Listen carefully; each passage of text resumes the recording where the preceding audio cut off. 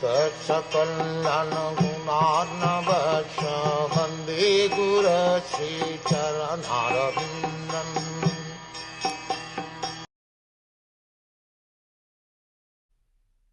Once only, by their permission, I took the remnants of their food, and by so doing all my sins were at once eradicated. Thus being engaged, I became purified in heart, and at that time the very nature of the transcendentalist became attractive to me. Pure devotion is as much infectious in a good sense as infectious diseases. A pure devotee is cleared from all kinds of sins. The personality of Godhead is the purest entity, and unless one is equally pure from the infection of material qualities, one cannot become a pure devotee of the Lord. The Bhaktivedants, as above mentioned, were pure devotees, and the boy became infected with their qualities of purity by their association and by eating once the remnants of the foodstuff taken by them.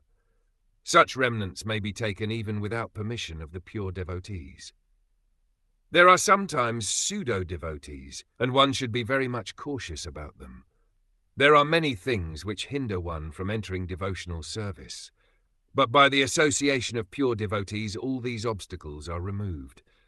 The neophyte devotee becomes practically enriched with the transcendental qualities of the pure devotee, which means attraction for the personality of Godhead's name, fame, quality, pastimes, etc. Infection of the qualities of the pure devotee means to imbibe the taste of pure devotion always in the transcendental activities of the personality of Godhead. This transcendental taste at once makes all material things distasteful.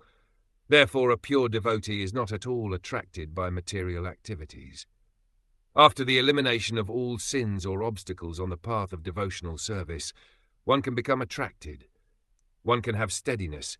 One can have perfect taste. One can have transcendental emotions, and at last one can be situated on the plane of loving service of the Lord.